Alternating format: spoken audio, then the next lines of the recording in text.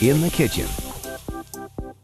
It is time now for another edition of In the Kitchen, and this is going to be one of my all-time favorites because you've picked a dessert I adore. That's right. Hi everyone, I'm Chef Becky, and in the kitchen today I have my daughter Ellie helping. Hello. And we're going to make the classic Easter recipe, carrot cake with cream cheese frosting, because it uses lots of eggs and carrots. It always seems to be, is it a coincidence? But every time Ellie's here, we're always cooking up something kind of on the sweet side. That's right, she helps with desserts. Well, we're going to take a look now at the ingredients that go into our carrot cake.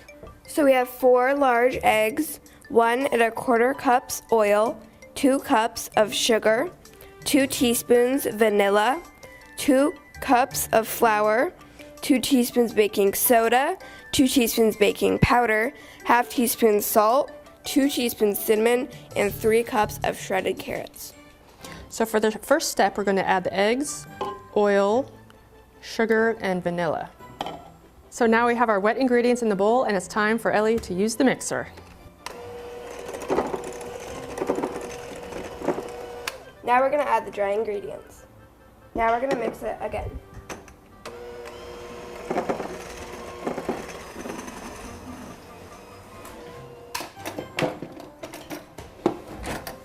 So before we added the carrots, let's talk a little bit about the shredded carrots.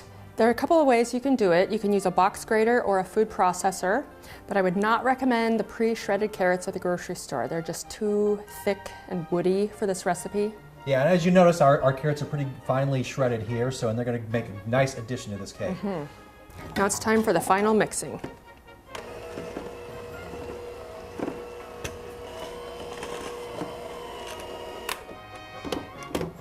Looks great. So to make this recipe a little easier, we're going to go with a common baking pan here. That's right. We're using 2 8-inch baking pans, and I have my oven preheated to 350 degrees, and I'll show you how to prepare the baking pans for a perfect release. We're going to mist all sides of the pan with nonstick spray. And then I'm going to put in a circle of parchment paper. And I like this method better than the flour that you might normally dust a baking pan with, because there will be no flavor from the flour. Now it's time to evenly divide the batter between the 2 pans. And about how full are we getting these? Just equal. Okay. It'll be about halfway full.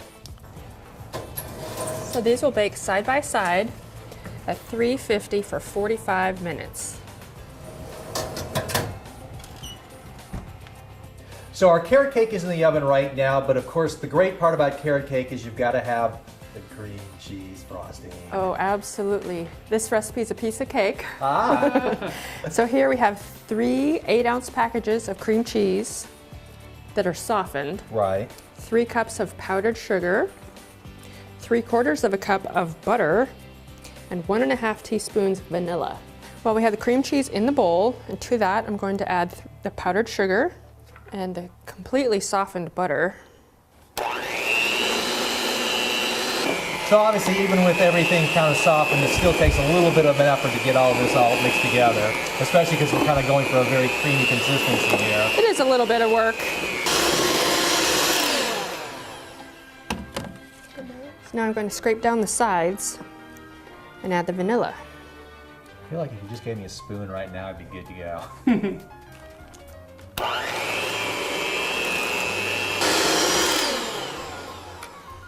So we have our cake out of the oven, we have it cooled, and the great thing about carrot cake is you want it in layers, because the more layers means more frosting. That's right, it's a piece of cake. I'll show you how it's done.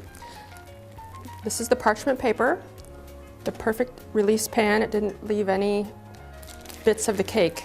So we're going to turn this into a 4-layer cake. Yes, I'm going to use a bread knife to slice the cake in half. And of course we're going to frost as we go. I'm going to put about ½ cup of the cream cheese frosting down and use an offset spatula to spread it out to the edges. I do like to press gently with my hands to make sure it's really secure. See, the problem for me right now would be some for me, some for the cake, some for me, some for the cake. It's good stuff. Oh yeah. So I saved this piece to be the top of the cake because it's perfectly flat. from being on the bottom of the cake pan. So now our cake is assembled and it's ready to put on the frosting. And for this, you've obviously gotten a bigger spatula out. This is a professional sized offset spatula, just makes it a little easier. Even a butter knife would work.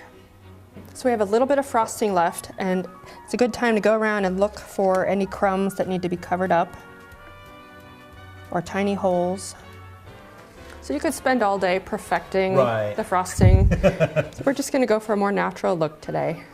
So we want to go ahead and slice the cake up and maybe leave it in the refrigerator for a little while. Wouldn't be a bad thing. Well, you need to store it in the refrigerator anyway because of the cream cheese frosting, but it would also be much easier to slice when it's cold. Let it set a little bit. And of course, obviously the number of layers you want to create is going to be totally up to you. Right. 4 just looks really nice. So I'm going to let everybody fight over that piece, and then I'll take this piece over here. How's that sound? I'm fine with that. Well, this is actually a great dessert for everybody's Easter gathering. It takes a little extra work, but I think it's worth it in the end. Oh yes, your family will love it. Definitely spend the time, bake ahead of time, and have a special dessert for Easter. Of course, it doesn't hurt if you have a little extra help in the kitchen, right? She's my taste tester too. Oh, that doesn't hurt. So, well, that's going to do it for another edition of In the Kitchen.